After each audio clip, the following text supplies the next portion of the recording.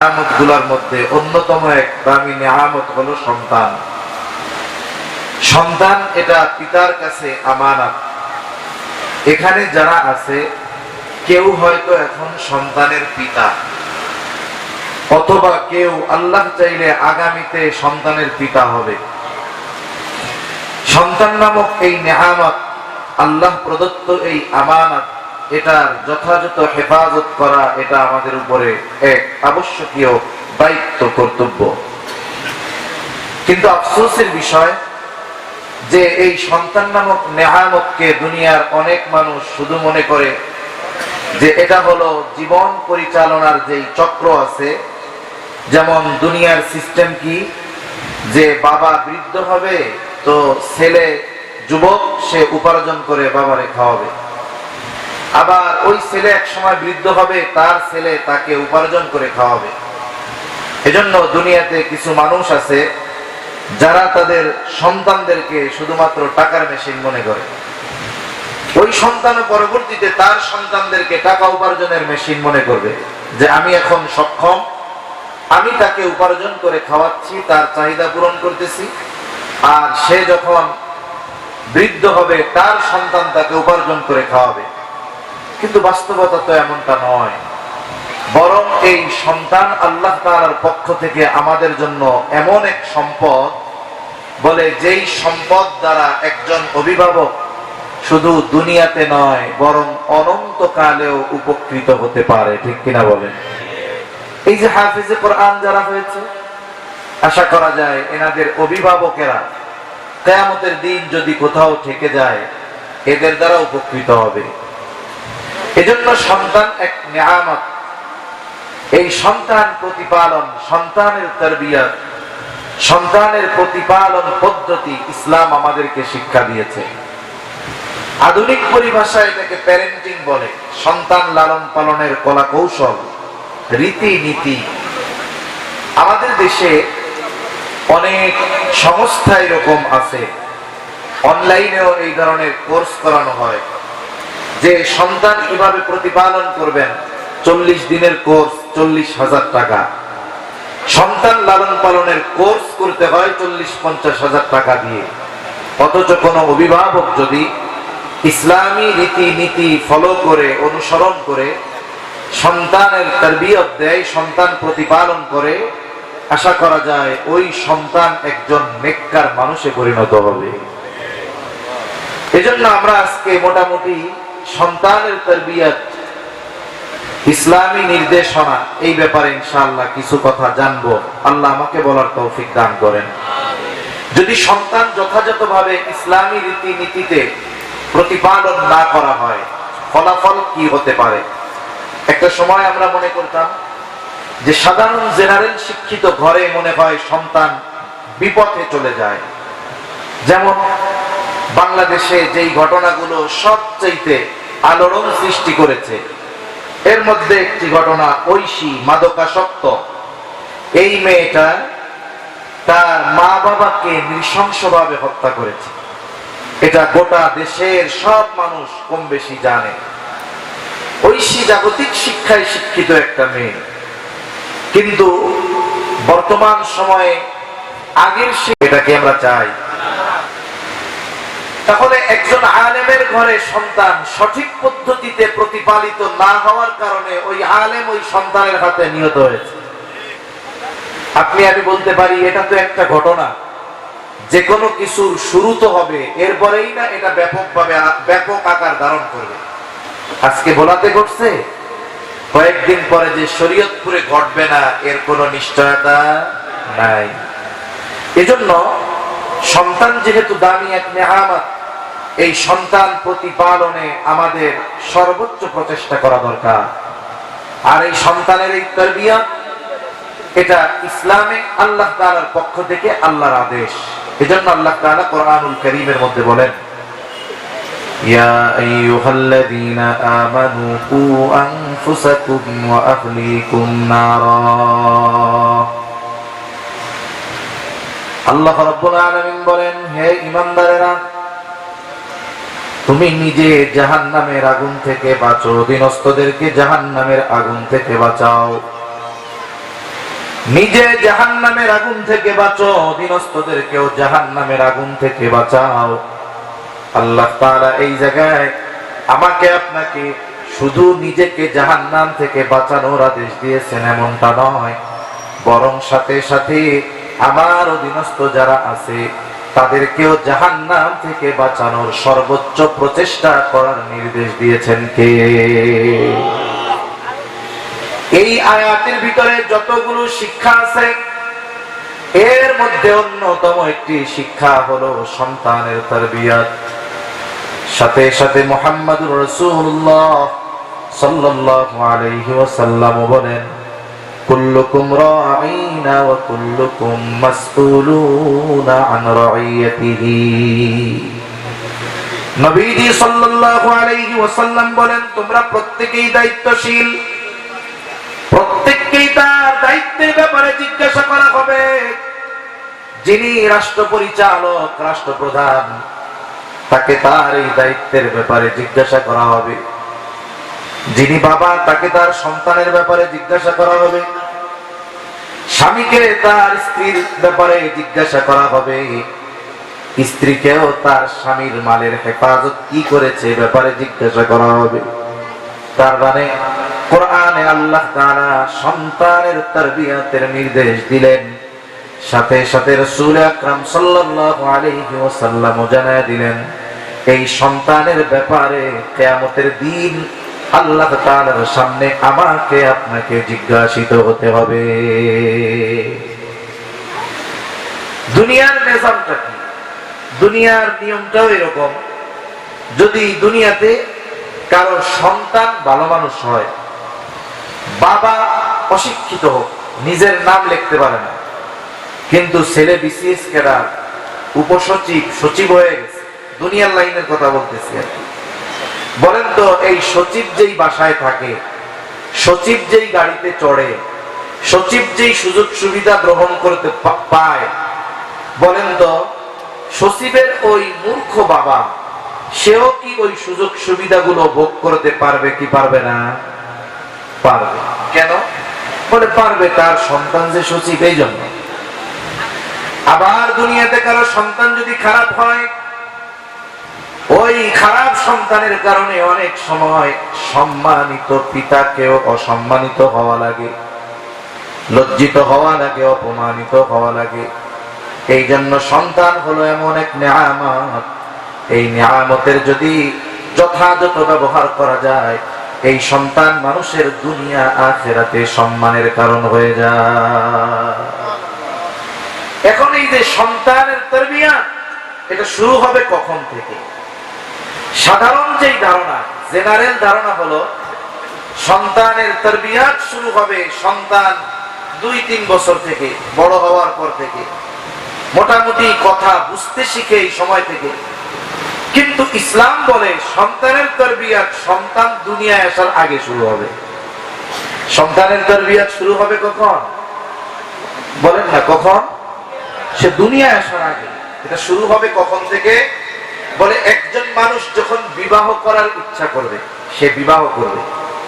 বিবাহের যতগুলো উদ্দেশ্য আছে এর মধ্যে অন্যতম একটি উদ্দেশ্য হলো নেক সন্তান, নিজের নসল যেন জারি থাকে, নিজের বংশধর যেন দুনিয়ায় থাকে, এটাও একটা উদ্দেশ্য। যখন সে বিবাহ করবে তখন থেকেই অনাগত সন্তানের তারবিয়াত শুরু হয়ে যায়। সন্তান আসার আগ থেকেই সন্তানের তারবিয়াত শুরু। কেমনে? রাসূলুল্লাহ সাল্লাল্লাহু আলাইহি ওয়াসাল্লাম জানায় দেন 4 জিনিস দেখে বিবাহ করা হয়। মানুষ 4টা জিনিস দেখে বিবাহ করে। 1 নাম্বার, দেখে তার সৌন্দর্য, দেখে তার সম্পদ, দেখে তার বংশ। 4 নাম্বার, দেখে তার দিনদারিত্ব। তবে নবীজি সাল্লাল্লাহু আলাইহি ওয়াসাল্লাম দিনদারিত্বের ব্যাপারে বলেন, ফাযফার বিযাতিদ দ্বীন, তোমরা দ্বীনকে প্রাধান্য দাও। কারণ সৌন্দর্য আছে, সম্পদ আছে, উচ্চ বংশীয় মহিলা, কিন্তু তার মধ্যে দিনদারিত্ব নাই, তাহলে এই মহিলাকে বিবাহ করে শান্তি পাওয়া যাবে না, নেক সন্তান পাওয়া যাবে না।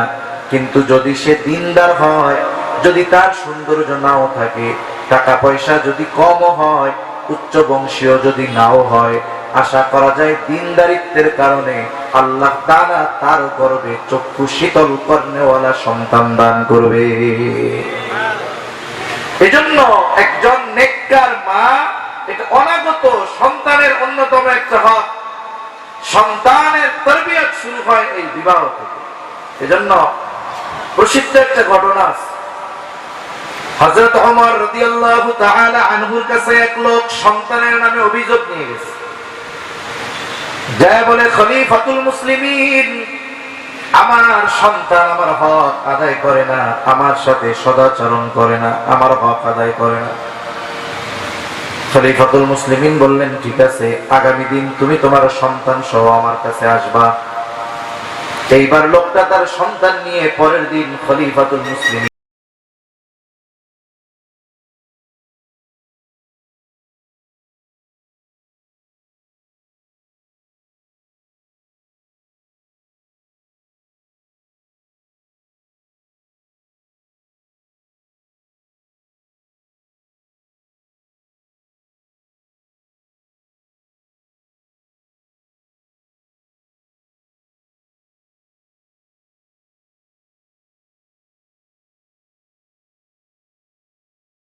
প্রত্যেকটা সন্তানের তার পিতার কাছে অন্যতম হক হলো একজন দিনদার মা।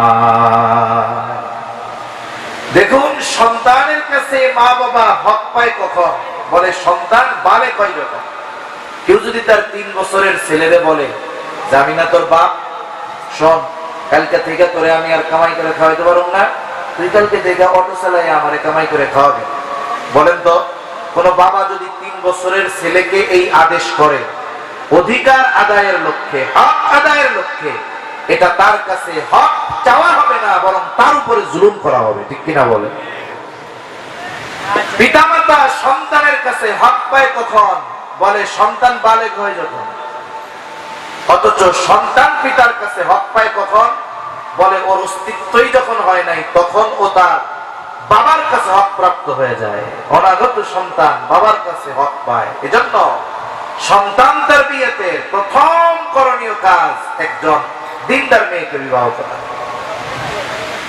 এরপরে বিবাহ সম্পাদন হয়ে গেল, এরপরে কি করা? সন্তান হবে কি হবে না জানে কে? জোরে বলেন।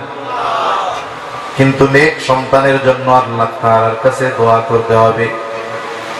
পয়গম্বর আলাইহিস সালাম নেক সন্তানের জন্য দোয়া করেছে।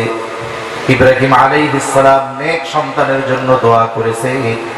যখন ইরাকের বাবেল থেকে তিনি বের হয়ে চলে আসলেন, তার কোনো সন্তান নাই। মুফাসসিরিন কেরাম বলেন ৮৬ বছর বয়সে আল্লাহ তাআলা ওনারে সন্তান দিয়েছে। ইব্রাহিম আলাইহিস সালাম আল্লাহ তাআলার কাছে দোয়া করেছে, রব্বি হাবলি মিনাস সালিহিন, ও রব, আমাকে আপনি একজন নেককার সন্তান দান করেন। আল্লাহ তাআলা জবাব দিয়ে জানায় দেন, ফাবাশশারনাহু বিগুলামিন হালিম, যে আমি তাকে একজন সহনশীল সন্তানের সুসংবাদ দিলাম। সন্তান দুনিয়ায় আসুক আর না আসুক, দুনিয়ায় থাক আর না থাক, প্রত্যেকটা পিতাকে সন্তানের জন্য এই ধরনের দোয়া করা দরকার। আল্লাহ এক জায়গায় শিখিয়ে দিয়েছে, রব্বানা হাব লানা মিন আজওয়াজিনা ওয়া যুররিয়াতিনা কুররাতা আ'য়ুনিন ওয়াজআলনা লিল মুত্তাকিনা ইমামা। এজন্য এই দোয়া সব সময় করা দরকার স্ত্রী সন্তানের জন্য। তারা যেন আমাদের চক্ষু শীতলকরণের কারণ হয়, এই দোয়া আল্লাহ তাআলার কাছে করা। যাদের সন্তান হয় নাই তারাও এই দোয়া করে, কারণ নবী আলাইহিস সালাম তারা সন্তান দুনিয়ায় আসার আগেই আল্লাহ তাআলার কাছে এরকম সন্তান চাইছে। ইব্রাহিম আলাইহিস সালাম দোয়া করলেন, রব্বি হাবলি মিনাস সালিহিন। আল্লাহ তাআলা জানায় দিলেন, ফাবাশশারনাহু বিগুলামিন হালিম, আমি তাকে একজন সহনশীল সন্তানের সুসংবাদ দিলাম। সহনশীলতার গুণ হলো এমন এক গুণ যেটা অনেকগুলো গুণের সমন্বয়। সহনশীলতা কেমন সহনশীল সন্তান ইব্রাহিম আলাইহিস সালামের দোয়ার বরকতে আল্লাহ দান করছে যে পিতা সন্তানকে জবাই করবে, সন্তান দ্বিধা দ্বন্দ্বের মধ্যে পড়ে নাই, বরং পিতাকে বলেছে আপনি আল্লাহর পক্ষ থেকে যে আদেশ পেয়েছেন সেটা আপনি বাস্তবায়ন করুন। এমন সন্তান দিয়েছে। মুফাসসিরিনে কেরাম বলেন যে ইব্রাহিম আলাইহিস সালাম দোয়া করছে ছেলের দোয়া, এজন্য আল্লাহ তাআলার কাছে ছেলে সন্তান চাওয়া এটা ইব্রাহিম আলাইহিস সালামের এক আমল। এজন্য অনেক মানুষ আল্লাহ তাআলার কাছে যখন ছেলে চায়, ছেলে যদি না হয় বেজার হয়ে যায়, আছে না নাই কোন? আমরা তো বলি আমরা এখন সভ্য সমাজের মানুষ, কিন্তু এই সভ্য সমাজের মানুষগুলাও যদি মেয়ে হয় প্রথমে বা পরপর কয়েকটা মেয়ে হয় তাহলে বেজার হয়ে যায়। আমরা ছেলে চাইছি আল্লাহ তাআলার কাছে, কিন্তু আল্লাহ ছেলে না দিয়ে মেয়ে দিয়েছেন, সিদ্ধান্তটা কার? আল্লাহ তাআলা। তাহলে বেজার হওয়ার কি আছে? দিছে তো আল্লাহ। আল্লাহ যেটা দিয়েছেন এটার ব্যাপারে অসন্তুষ্ট হওয়া মানে আল্লাহর সিদ্ধান্তের ব্যাপারে অসন্তুষ্ট হওয়া। দুনিয়ার কোন মানুষের ক্ষমতা নাই যে ইচ্ছা করলেই মায়ের গর্ভে ছেলে দিয়ে দিবে, মেয়ে দিয়ে দিবে। দুনিয়ার কোন মানুষের এই ক্ষমতা আছে নাকি? জবান খুলে বলেন। আল্লাহ তাআলা কুরআনুল কারীমের মধ্যে বলেন ইয়াহাবু লিমান ইয়াশাউ ইনাসা ওয়া ইয়াহাবু লিমান ইয়াশাউ যুকুর আও ইউযাওয়িজুহুম যুকরানা ওয়া ইনাসা ওয়া ইয়াজআলু মান ইয়াশাউ আকীমা। আল্লাহ তাআলা যাকে চান তাকে ছেলে সন্তান দান করেন, আল্লাহ তাআলা যাকে চান তাকে কন্যা সন্তান দেন, আবার আল্লাহ তাআলা যাকে চান দুইটাই দেন, ছেলেও দেন মেয়েও দেন। আবার আল্লাহ তাআলা যাকে চান ওয়ায়াজআলু মান ইয়াশাউ আকীমা, আল্লাহ তাআলা যাকে চান তাকে বান্দা বানায় রাখে। আল্লাহ দেন না, কিছুই দেন না। দুনিয়া অনেক মানুষ এমন আছে যে স্বামী স্ত্রী দুইজনই সুস্থ, কোনো অসুস্থতা তাদের মধ্যে নাই, সব ঠিক আছে, দেশ বিদেশে হাজারো ডাক্তার দেখাইছে, চিকিৎসা নিচ্ছে, বলে আপনাদের সব ঠিক, কিন্তু সন্তান যে জ্ঞান হয় না এটা তো আমরা কইতে পারি না। কিন্তু আমরা বলতে পারি কেন হয় না? দেন না আল্লাহ, তাই হয় না। ঠিক কিনা বলে? আবার আল্লাহ যদি চান যে বান্দা ডাক্তার বলছে হবে না কোন সন্তান, কিন্তু আল্লাহ তাআলা দিতে পারেন কি পারেন না? আল্লাহ রাব্বুল আলামিন ছেলে দেন মেয়ে দেন উভয়টাই দেন, আবার কাউকে সন্তান বঞ্চিত করেন। এজন্য ছেলে চাওয়া ইব্রাহিম আলাইহিস সালামের আমল করলাম, কিন্তু ছেলে হইল না, মেয়ে হইল। বলেন তো রাগ হওয়ার কোন সুযোগ আছে নাকি? রাগ হওয়ার সুযোগ নাই। এই যে ইব্রাহিম আলাইহিস সালাম দোয়া করেছে, আয় আল্লাহ আমার একটা নেক সন্তান দেন, আল্লাহ দোয়া কবুল করেছেন, সহনশীল সন্তান দান করেছে। শুধু তাই না, হযরত জাকারিয়া আলাইহিস সালাম বুড়া হয়ে গেছে, চুলদাড়ি সব পেকে গেছে।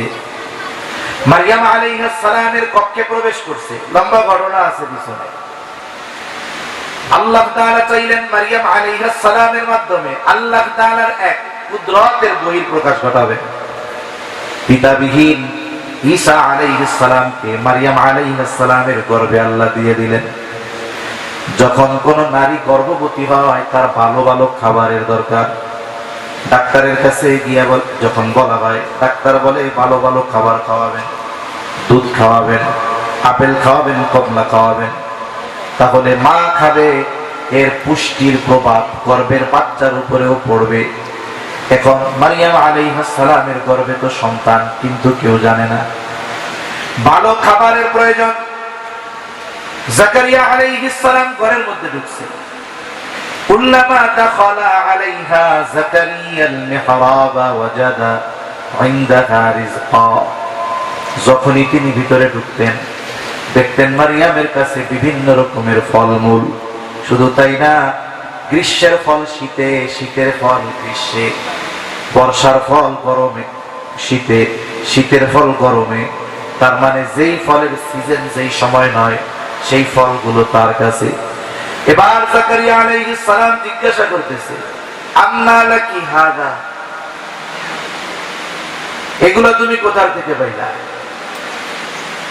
মারইয়াম আলাইহিস সালাম জবাব দিয়ে দিলেন, ক্বালাত হুয়া মিন ইনদিল্লাহ, এই যে এই সময় যেই মৌসুম বিপরীত মৌসুমের ফল আমাকে যিনি দিয়েছেন তিনি কে?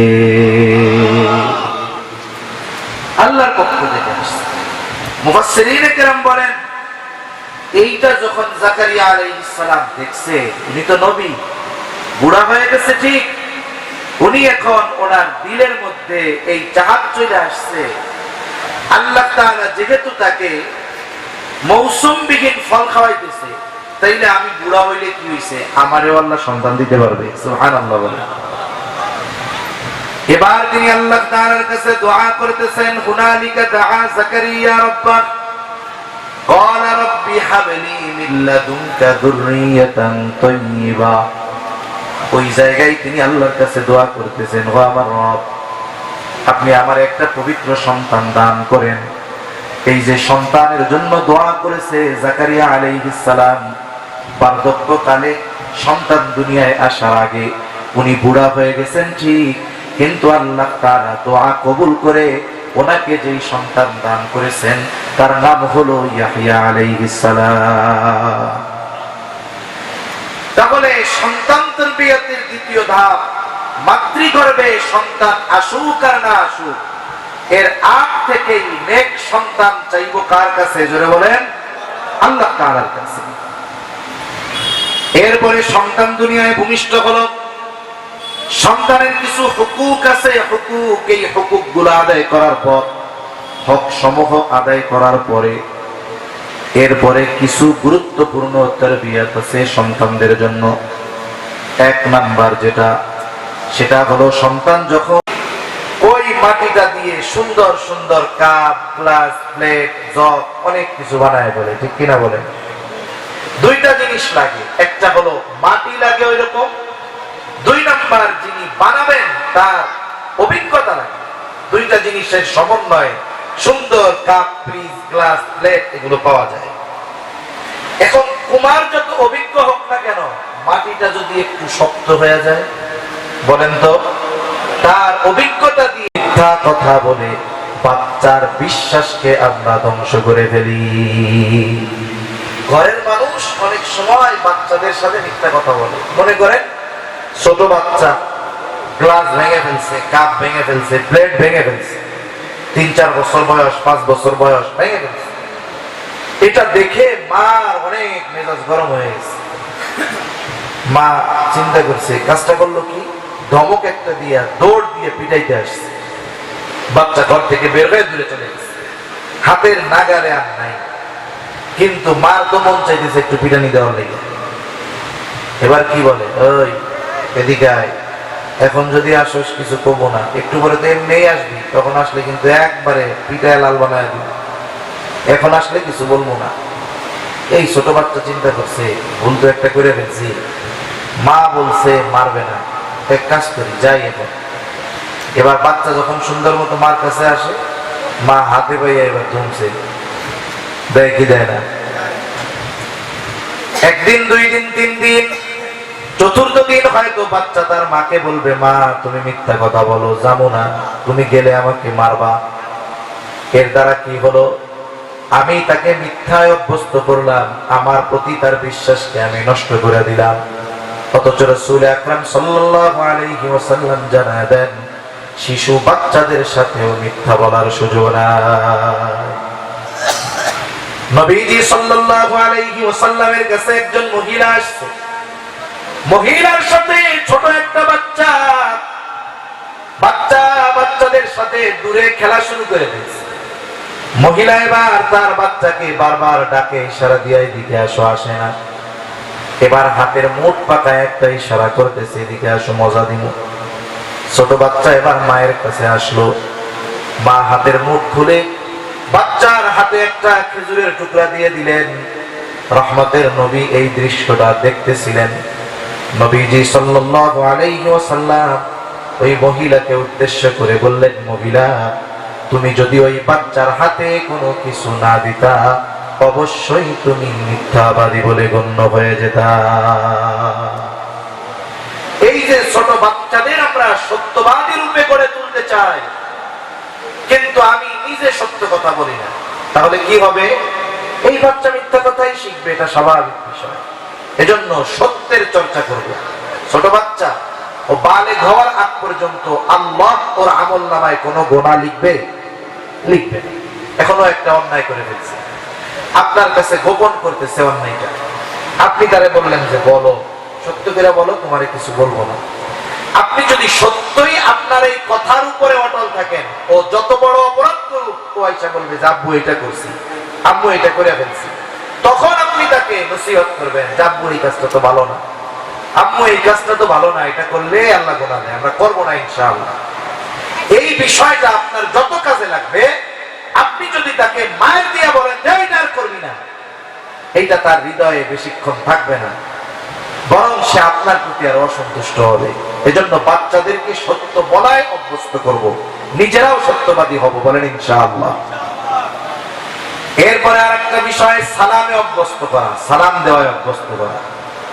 আমরা বড় মানুষ শুধু ছোটদের কাছে সালাম চাই, কিন্তু ছোটদের থেকে যদি সালাম পেতে হয়, ছোটদের সালাম দিতে হয়, ঠিক কিনা বলেন? ওদেরকে আদেশ দিয়ে সালাম পাওয়া যাবে না, তবে ওদেরকে সালাম দিয়া সালাম পাওয়া যাবে। এই যে গল্প কয় না, যে এক দ্বীপের মধ্যে চারদিক পানি, মধ্যে ছোট্ট শুকনা জায়গা, ওই জায়গায় একটা লেবু গাছ, সুন্দর সুন্দর লেবু ধরছে। সমস্যা হলো ওই লেবু গাছের ওই জায়গা দিয়ে সব বানরে ভরপুর, ওইখানে গিয়ে লেবু আনা সম্ভব না। এক বুদ্ধিমান লোক চিন্তা করলো, কিছু কাজ তো আর শক্তি দিয়া হয় না, বুদ্ধি দিয়ে করতে হবে। উনি হাতের মধ্যে একটা মাটির চাকা নিছে, এই মাটি নিক্ষেপ করছে বানর। বানর এটা আবার দেখছে, এটা আবার অনুকরণ করে বানর। এখন বানর তো চিন্তা করতেছে, আমারও তো কিছু মারতে হবে, ও মাটি মাইরা ফজিলত অর্জন করলো, আমার করতে হবে না? ওর কাছে তো মাটি নাই সুন্দর মতো, এবার লেবু ছিঁড়া ছিঁড়া ওর দিকে মারে, ও মাটি মারে, ও লেবু মারে। এই যে লেবু পাইলো কেমনে? মাটি মাইরা। আমি আপনি বাচ্চাদের কাছ থেকে সালাম আশা করি যে ছোটরা আমারে সালাম দিবে, কিন্তু সালাম পাওয়ার সবচেয়ে উত্তম মাধ্যম আগে তাদের সালাম দেওয়া। আমরা তো ছোটদের সালাম দেওয়াকে নিজের জন্য সম্মানের হানিকর মনে করি, অথচ রাসূল আকরাম সাল্লাল্লাহু আলাইহি ওয়াসাল্লাম ছোট বাচ্চাদের আগে আগে সালাম দিতেন। আমরা ছোটদের থেকে যদি সালাম চাই, তাহলে কি করতে হবে? বলে বাসায় যাব, ঘরে ঢুইকা আমি আগে সালাম দিব, ছোটদের সালাম দিব, ঘরের মহিলাদের সালাম দিব। একটা সময় দেখা যাবে ছোট বাচ্চা দরজা খুলে সালাম দেওয়ায় অভ্যস্ত হয়ে গেছে। অনেক সময় এমন হয়, মাদ্রাসার ছাত্ররা, তালিবুল ইলমরা রাস্তা দিয়ে যায়, একটু চঞ্চল থাকে, স্বাভাবিক বিষয়। সবাই তো আর মাদ্রাসার প্রতি আন্তরিক থাকে না, ওলামায়ে কেরামের প্রতি সবাই কিন্তু আন্তরিক থাকে না। এরা শুধু ত্রুটি খুঁজতে থাকে, কেমনে দোষ ধরা যায়।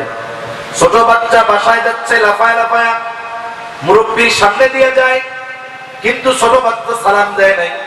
মুরব্বীর আবার একটু হুজুরদের ব্যাপারে অ্যালার্জি আছে, ধমক একটা দিয়া দাঁড়া করায়, বলে বেটা খাড়া, লাফায় লাফায় চলতেছস, বেয়াদবি শিখছস। হুজুররা কি শেখায় নাই যে মুরব্বীদের সালাম কালাম দিতে হয়? খাড়া, আজকে তোর নামে হুজুরের কাছে বিচার দিব। এইবার উনি এই সুযোগ মনে করে হুজুরের কাছে বিচার দিচ্ছে। হুজুর ছাত্ররে ডাকছে, ডেকে বলে কি ব্যাপার, তুমি অমুক চাচাকে সালাম দাও নাই কেন? একটু ধমক দিছে বা একটু শাস্তি দিছে। যখন শাসন করলো, আশা করা যায় পরবর্তীবার ওই মুরব্বীর সাথে দেখা হলে সে সালাম দিবে কি দিবে না? দিবে। তবে মুরব্বীর সাথে দেখা হলে বলবে আসসালামু আলাইকুম চাচা। চাচা মনে মনে বলবে কাজ হয়েছে, ওয়ালাইকুম আসসালাম। আর ওই ছোট বাচ্চা মনে মনে বলবে, ওরে মুরব্বী, আগের বার সালাম দেই না, এই জন্য হুজুরে কইয়া বিচার দিছো। মনে মনে বলবে, উপর দিয়া বলবে আসসালামু আলাইকুম, আর মনে মনে বলবে আল্লাহ, এই বুড়া মরে না কেন, মরলে আমি বাঁচতাম। সালাম কিন্তু উপরে ঠিকই মুখ দিয়া দিছে, কিন্তু মনে মনে দোয়া কি, তোর লেগে মাইর খাইছি, মরলে ভালো হয়। যদি ওই কাজ না কইরা ওই বাচ্চাটারে থামাইয়া উনি সালাম দিত, আসসালামু আলাইকুম হুজুর, ভালো আছেননি? দেখতেন ও চুপ হয়ে গেছে, ওয়ালাইকুম আসসালাম। ও চিন্তা করতো কাজটা কি হইল, আমি মাদ্রাসায় পড়ি, আমার সালাম আগে দেওয়া দরকার ছিল, চাচা আমারে সালাম দিয়ে দিল। একদিন, 2 দিন, 3 দিন দেন, 4 দিনের দিন দেখবেন বাচ্চা মাঠের মধ্যে খেলা করে, আপনি রাস্তা দিয়ে হাঁটবেন, ও খেলা রেখে বল রেখে দৌড় দিয়ে আইসা সালাম দিবে, আসসালামু আলাইকুম চাচা, কেমন আছেন? বলেন তো, বিচার দিয়ে মায়ের খাওয়াইয়া সালাম পাওয়া আর সালাম শিখায়া সালাম দিয়ে সালাম পাওয়া দুটো বিষয় এক নাকি? এজন্য ছোট বাচ্চাদের থেকে আমরা যেমন আচরণ আশা করি, আমাদের ওই রকম আচরণ তাদের সাথে করতে হবে। আর এইভাবেই সন্তানের নীতি নৈতিকতা আদর্শের তরবিয়ত হবে আমাদের মাধ্যমে। 3 নাম্বার বিষয় বলে সন্তানকে ইলম ও আমলের প্রতি আগ্রহী করে তুলতে হবে। এবার সন্তানের 5-6 বছর বয়স, আপনি তাকে শেখাবেন, তার জ্ঞান অর্জনের সময়, স্কুলে যাওয়ার সময়, মাদ্রাসায় যাওয়ার সময় আপনি তাকে শেখাবেন আগে দিন। কারণ একটা সন্তান যতটুকু দিন শেখা ইসলামে ফরজ, ততটুকু দিন তাকে শেখানোর ব্যবস্থা করা প্রত্যেকটা অভিভাবকের উপরে ফরজ। যতটুকু দিন ইলম শিক্ষা করা একটা মানুষের জন্য ফরজ, ওই পরিমাণ দিন শেখানোর ব্যবস্থা ওই বাচ্চার জন্য করা তার অভিভাবকের উপরে ফরজ। যদি কোনো অভিভাবক বাচ্চাকে দিন না শেখায় আর এই সন্তান যদি বদ্দিন হয়, কিয়ামতের দিন ওই সন্তানের কারণে ওই মা বাবা ধরা খেয়ে যাবে। এজন্য সন্তানের প্রথম শিক্ষা হবে কোরআনের শিক্ষা, মাদ্রাসার শিক্ষা। এই যে মাদ্রাসাগুলোর মধ্যে এখন নুরানি আছে না? নুরানি 1, 2, 3, 4 পর্যন্ত পড়ে, কোন কোন জায়গায় 5 পর্যন্ত পড়ায়। আপনি আপনার সন্তানকে যদি নুরানি মাদ্রাসায় প্রাথমিক কিছু পড়ান, আশা করা যায় 3-4 বছর যদি সে নুরানি মাদ্রাসায় পড়ে, তাহলে একজন মুসলমানের জন্য যতটুকু দিন শেখা ফরজ, এই নুরানি মাদ্রাসায় থাকা অবস্থায় ওই ছোট বাচ্চা ততটুকু দিন শিখে যাবে। এরপরে আপনি তাইলে চাইলে স্কুলে দিলেন, ডাক্তার ইঞ্জিনিয়ার বানার অসুবিধা নেই, যদি মন চায় হাফেজে কোরআন বানান, আলেম বানান, কিন্তু সন্তানকে ইমানদার মুসলমান বানানোর জন্য দিন শেখানোর বিকল্প আর কোনো কিছু নাই। সবাইকে আলেম হতে হবে এমন নয়, কিন্তু সবাইকে মুসলমান হতে হবে। আল্লাহ তাআলা আলেম হইয়া মরো এটা বলে নাই, আল্লাহ তাআলা বলছেন ওয়ালা তামুতুন্না ইল্লা ওয়া আনতুম মুসলিমুন, তোমরা মুসলমান না হয়ে মৃত্যুবরণ করো না। এজন্য আমাদের সন্তানদেরকে যদি মুসলিম বানাতে হয়, তাহলে এই দ্বীন শিক্ষায় তাদের শিক্ষিত করা দরকার, ঠিক কিনা বলে? সাথে সাথে আমলের ব্যাপারে আগ্রহী করে তুলতে হবে। এজন্য রাসূল আকরাম সাল্লাল্লাহু আলাইহি ওয়াসাল্লাম হাদিসের মধ্যে বলেন, তোমরা তোমাদের সন্তানদের বয়স যখন 7 বছর নামাজের আদেশ দাও, 10 বছর বয়স যখন হবে নামাজ না পড়লে প্রহার করো, আর 10 বছর বয়সে বিছানাটা আলাদা করে দাও। 7 বছর বয়সে নামাজের জন্য আদেশ। আমি আপনি যদি আপনার সন্তানকে 7 বছরে আদেশ দিতে চাই, নিয়ম হলো কাউকে কোনো কাজের আদেশ দেওয়ার আগে ওই কাজটাকে শেখাতে হয়। ওই কাজটাকে কি করতে হয়? শেখাতে হয়। শেখাবেন কখন থেকে? আমাদের দেশে তো এই কাজে আমরা অভ্যস্ত না। আসলে উচিত ছিল পুরুষ মানুষ যারা মসজিদে ফরজ নামাজে যাবে আর সুন্নাত নফলগুলো ঘরে পড়লে এর প্রভাব কি হবে? ঘরে পড়লে এর প্রভাব হবে মহিলারা নামাজ পড়ে ঘরের কোনায়, একেবারে ভিতরে। ছোট বাচ্চারা ওই অন্ধকার জায়গা পছন্দ করে না। ছোট বাচ্চারা খোলামেলা আলোকময় জায়গায় থাকতে চায়। এখন যার 2 বছরের বাচ্চা আছে, সে যদি তার খোলা জায়গায় কাছারি ঘরে বারান্দায় নামাজে দাঁড়ায়, ওই ছোট বাচ্চা এসে তার সাথে নামাজে দাঁড়াবে, ঠিক কিনা বলে? দাদা যদি দাঁড়ায়, নানা যদি দাঁড়ায়, তার সাথে তার নাতি এসে নামাজে দাঁড়াবে। এই যে নামাজের প্রতি তার আগ্রহ পয়দা হবে। এরপরে বাবা দাদা মসজিদের দিকে যায়, ও পেছনে পেছনে দৌড়াবে, আমিও মসজিদে যাবো, ল্যাংটা হয়ে দৌড়াইবো, মসজিদে নিয়ে চলো। এই যে তার ইবাদতের প্রতি ছোটবেলায় যে আগ্রহ পয়দা হচ্ছে, এটা আমাদের জন্য কোন পদ্ধতিতে কাজ করলে তাদের ইবাদতের আগ্রহ পয়দা হবে, এটা করা দরকার। কিন্তু আফসোসের বিষয়, আমাদের দেশে যদি কেউ সরাসরি গিয়ে ফরজ নামাজে অংশগ্রহণ করে, ইমাম সাহেব যদি যায় বাসার থেকে সুন্নাত পড়া নামাজ সালাম ফিরে বুঝলাম না, হুজুর তো সুন্নাত পড়বে না, ঠিক কিনা বলে? দেখা যাবে এক সপ্তাহ পার না হইতে হুজুরের চাকরি খেয়ে দিচ্ছে, যে হুজুর সুন্নাত পড়ে না হুজুরের চাকরি আর রাখবো না। আবার আমাদের দেশে অভ্যাস নাই। আরব সহ ইউরোপের মসজিদ গুলাতেও ছোট ছোট বাচ্চারা মসজিদে যায়। ছোট বাচ্চাদের জন্য অনেক মসজিদে চকলেট থাকে, খাবার থাকে। এই ছোট বাচ্চা প্রথম প্রথম চকলেটের লোভে মসজিদে যাবে, কিন্তু যখন ও বুঝমান হয়ে যাবে, সমঝদার হয়ে যাবে, প্রাপ্তবয়স্ক হয়ে যাবে, ওই দিন চকলেট পাওয়ার জন্য যাবে না, কাকে পাওয়ার জন্য যাবে? জবান খুলে বলে। কিন্তু এই মসজিদে যাওয়ার অভ্যস্ত আগে আমার তারে করতে হবে। কিন্তু আমাদের দেশে যদি কোনো বাচ্চা মসজিদে যায় 4-5 বছর বয়স, যে প্রস্রাব পায়খানা আসলে বলতে পারে, এরকম বাচ্চা নিয়ে যান মসজিদে, অসুবিধা নেই তো। ও প্রস্রাব পায়খানা আসলে বলতে পারে, মাখায় ফেলবে না। আবার আমাদের দেশে যদি নিয়ে যায়, বাচ্চারা একটু চেঁচামেচি করে, স্বাভাবিক। কিছু মানুষ আসে সামনের কাতারে বৈশা নামাজের পরে ঘাড় মোটা করে পিছনে তাকায়, এই কে রে, কার পোলা আইলো, কে নিয়ে আইলো, ফলে পেটের দাও ধরে নিয়ে এসো, তো বলে তো নামাজই পড়া যাইব না, খুশু খুশু থাকে না। আমার ওনারে বলতে মন চায় যে আপনার যদি এক বাচ্চার কথার আওয়াজে খুশু খুশু নষ্ট হয়ে যায়, এই জামানায় যদি জিহাদের ময়দানে যাওয়া লাগে, জিহাদের ময়দানে নামাজ আছে না নাই? ওই জায়গায় তো যুদ্ধ চলে, একদল নামাজ পড়ে, একদল যুদ্ধ করতে থাকে। এখন যদি কেউ একটা অ্যাটম বোম পাশে ফালায়, বাচ্চার আওয়াজে যদি নামাজের খুশু খুশু জায়গা, তাহলে ওই আওয়াজে তো কাপড় নষ্ট হয়ে যাবে। এজন্য একটু ধৈর্য ধারণ করা দরকার। আপনি তাকে বুঝায় বলেন যে মসজিদ আল্লাহর ঘর, এইখানে আওয়াজ করতে হয় না, চুপ থাকতে হয়। এই যে নাও একটা চকলেট, আগামী সপ্তাহে আসবা, কিন্তু কথা বলবো না, যাবে। কথা আর লম্বা করবো না, কথা শেষের দিকে শুধু একটা ঘটনা শুনে। নবীজি সাল্লাল্লাহু আলাইহি ওয়াসাল্লাম একদিন মসজিদে নববীতে ইমামতির জন্য দাঁড়াইছেন। রাসূল আকরাম সাল্লাল্লাহু আলাইহি ওয়াসাল্লাম সিজদায় গেছেন, অনেক লম্বা করেছেন সিজদা। সাহাবায়ে কেরাম চিন্তা করতেছে হয়তো ওহী নাযিল হইতেছে, এই জন্য নবীজি মাথা উঠাইতেছেন না। নবীজি নামাজ শেষ করলেন, সাহাবায়ে কেরামের দিকে ঘুরে বসলেন। যখন কোন ওহী নাযিল হইতো, নবীজি সাহাবায়ে কেরামের সামনে তিলাওয়াত করতেন। কাতবে ওহী যারা, তাদেরকে বলতেন এটা ওই সূরার অংশের সাথে লাগাও, এটা ওই সূরার অংশের সাথে লাগাও। কিন্তু নবীজি তো কিছুই বলেন না। কেন সিজদা এত লম্বা হইল?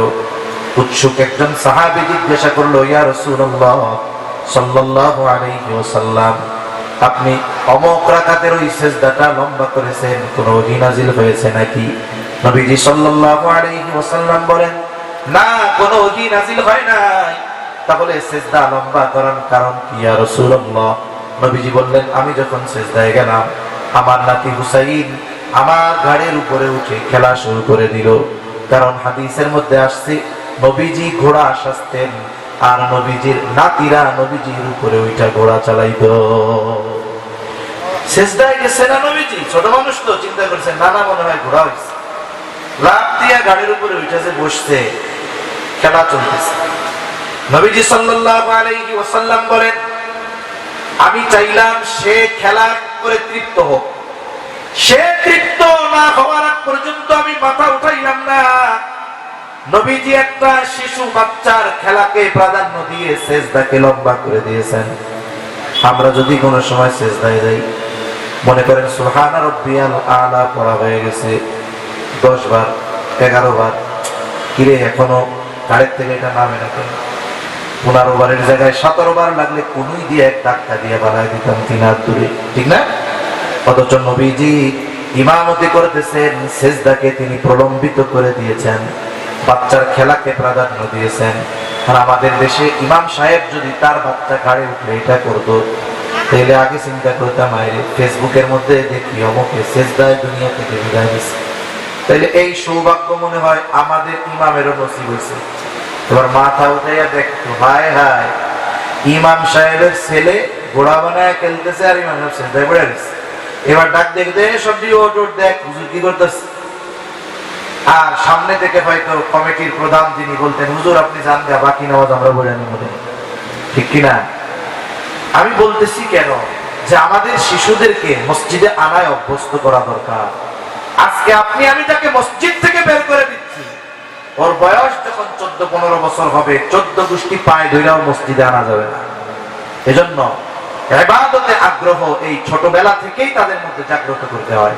এই যে সামনে যখন রোজা আসবে, এই যে এখন একটু গরমের সময় রোজা, আস্তে আস্তে শীতের মধ্যে ঢুকতেছে, অনেক মা বাবা আছে নিজে 5 ওয়াক্ত নামাজ পড়ে, খুব তাহাজ্জুদ পড়ে, নফল ইবাদতের ব্যাপারে গুরুত্ব দেয়, ছেলে মেয়ে বালেগ হয়ে গেছে, রোজা রাখতে চাইলেও দেয় না, বলে লম্বা সময় রাখতে পারবো না, স্বাস্থ্য নষ্ট হয়ে যাবে। এই ধরনের এক গ্রুপ আছে না নাই? আছে। আবার দেখেন ছোট মানুষ রোজা রাখতে চায় না, অনেক সময় ছোট মানুষ 6-7 বছর, আমিও রোজা রাখি, পরে আপনি রাখা কতটুকু রাখবেন, বলে যত সময় পারে ততটুকু থাকবে, পরে বুঝাবেন যে আমাকে রোজা একটা, তোর হইব 3টা। এই যে আগ্রহী করা, ইবাদতে আগ্রহ সৃষ্টি করা, এটাই ছোটবেলা থেকে করতে হবে। তাহলে কি হবে, সে যখন বালেগ হবে, প্রাপ্তবয়স্ক হবে, তখন তাকে আমার আর জোরাজুরি করা লাগবে না। দেখবেন ওই সময় থেকেই সে নিজ দায়িত্বে নিজেকে দ্বীনের উপরে পরিচালিত করবে, ঠিক কিনা বলেন? এজন্য সম্মানিত উপস্থিতি, আমরা আমাদের সম্পদ এই সন্তানদেরকে নিজেদের অবহেলার কারণে নষ্ট করে ফেলি। কোন বাবা মনে করে সন্তানের প্রতি আমার দায়িত্ব হলো তাকে দেশের সবচেয়ে দামি প্রতিষ্ঠানে লেখাপড়া করানো। কেউ কেউ মনে করে তার যত চাহিদা আছে সব কিছু পূরণ করা, এটা আমার দায়িত্ব। আসলে বিষয়টা এমন নয়। আমাকে আপনাকে সন্তানকে ভালো মানুষে, দিনদার মানুষে যদি পরিণত করে তুলতে হয়, এই বিষয়গুলোর উপরে আমাদের খেয়াল রাখা দরকার। তাহলে 5টি বিষয় আমি আপনাদের সামনে মূলত এনেছি। এর মধ্যে 2টা সন্তান দুনিয়ায় আসার আগে, 3টা সন্তান দুনিয়ায় আসার পরে। প্রথমটা হলো কি, বলে সন্তানের তারবিয়াত দুনিয়ায় আসার পরে নয়, বলে আগেই শুরু হয়। ওই যে বিবাহ করবে, বিবাহ থেকে নিয়েই সন্তানের তারবিয়াত।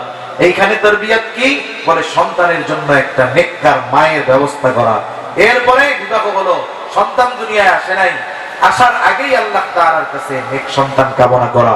মনে রাখতে হবে, সন্তানের জন্য পিতামাতার থেকে সবচাইতে বড় যেই পাওয়াগুলো, এর মধ্যে অন্যতম একটি পাওয়া হলো মা বাবার দোয়া। মা বাবার কি বলেন? দোয়া।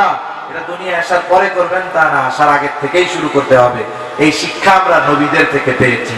এরপরে সন্তান দুনিয়ায় আসার পরে তার যে হুকুকগুলো আছে এগুলো তো আদায় করতে হবে। এরপরে যখন সে একটু বুঝতে শিখবে, 3-4 বছর বয়স হবে, ওই সময় থেকে তাকে তাওহীদ আর ঈমান তার অন্তরে মজবুত করার জন্য ব্যবস্থা গ্রহণ করা। এরপরে আরেকটু বড় যখন হবে, তাকে নীতি নৈতিকতা, বিশেষ করে রাসূল আকরাম সাল্লাল্লাহু আলাইহি ওয়াসাল্লামের আদর্শকে সামনে রেখে নিজেরা ওই আদর্শে আদর্শিত হয়ে সন্তানদেরকেও ওই আদর্শের তারবিয়াত দেওয়া। এরপরে যখন আরেকটু বড় হবে, স্কুল মাদ্রাসায় যাওয়ার বয়স হবে, এর আগ থেকেই তাদেরকে দ্বীনি শিক্ষা ও আমলের প্রতি আগ্রহী করে তোলা, তাদেরকে আমলের ফজিলতগুলো বলা।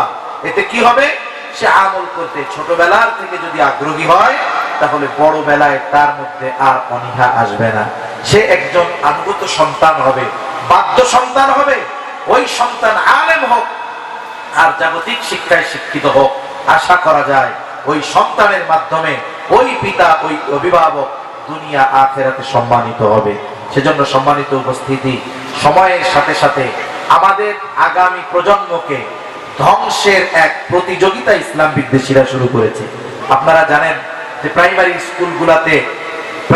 স্কুলগুলোতে গানের শিক্ষক নিয়োগ দেওয়া হচ্ছে, কিন্তু মুসলমানদের সন্তানদের দ্বীন শেখানোর জন্য কোনো বিজ্ঞ দিনদার বা ইসলাম শিক্ষার জন্য কোনো শিক্ষক নিয়োগের ব্যবস্থা করা হচ্ছে না। উচিত তো ছিল 92% মুসলমানের দেশে প্রাইমারি থেকে নিয়ে একবারে হায়ার লেভেল পর্যন্ত দ্বীন শিক্ষাকে বাধ্যতামূলক করা, ঠিক কিনা বলেন? এখন আমরাও যদি এদের সাথে সাথে উদাসীনতার সমুদ্রে ডুবে যাই, তাহলে এই সন্তান আমি মারা যাওয়ার পরে আমার জন্য কি বইলা দোয়া করতে হয়, এই দোয়াটাও করতে পারবে না, ঠিক কিনা বলেন? এজন্য ইসলামের আলোকে সন্তানের যে তারবিয়াত, এটা গুরুত্ব সহকারে আমাদের করা দরকার। আর যাদের সন্তানেরা বড় হয়ে গেছে, যে হুজুর এখন তো বয়স অনেক হয়ে গেছে, আপনি তাকে একটু বুঝায়া সুজায়া কমপক্ষে দাওয়াত ও তাবলীগে উলামায়ে কেরামের সাথে পরামর্শ করে দাওয়াত ও তাবলীগের মেহনতে পাঠায়া দেন। আশা করা যায় অনেক খারাপ মানুষ এই নেক মানুষগুলোর সোহবতে থেকে দাড়িবিহীন মানুষ দাড়িওয়ালা হয়ে আসছে, বদকার মানুষ নেককার হয়ে আসছে। আপনি তাদেরকে ওখানে পাঠায়া দেন আর সন্তানদেরকে এই দ্বীনি শিক্ষায় শিক্ষিত করেন।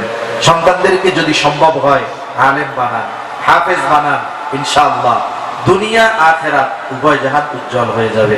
আল্লাহ সুবহানাহু ওয়া তাআলা আমাদেরকে আমাদের সন্তান নামক নেয়ামতগুলা যথাযথ কদর করার তৌফিক আল্লাহ দান করেন। আমিন। ওয়া আখিরু দাওয়ানা আলহামদুলিল্লাহি রাব্বিল আলামিন। আসসালামু আলাইকুম ওয়া রাহমাতুল্লাহি ওয়া বারাকাতুহু। দুরূদ শরীফ পাঠ করি। আল্লাহুম্মা সাল্লি আলা মুহাম্মাদ ওয়া আলা আলি মুহাম্মাদিন কামা সাল্লাইতা আলা ইব্রাহিম وعلى آل إبراهيم إنك حميد مجيد. اللهم بارك على محمد وعلى آل محمد كما باركت على إبراهيم وعلى آل إبراهيم إنك حميد مجيد. الحمد لله رب العالمين والعاقبة للمتقين والصلاة والسلام على خير أجمعين. ربنا ظلمنا أنفسنا وإن لم تغفر لنا وترحمنا لنكونن من الخاسرين. ربنا آتنا في الدنيا حسنة وفي الآخرة حسنة وقنا عذاب النار. ربنا لا تزغ قلوبنا بعد إذا هديتنا وهب لنا من لدنك رحمة إنك أنت الوهاب.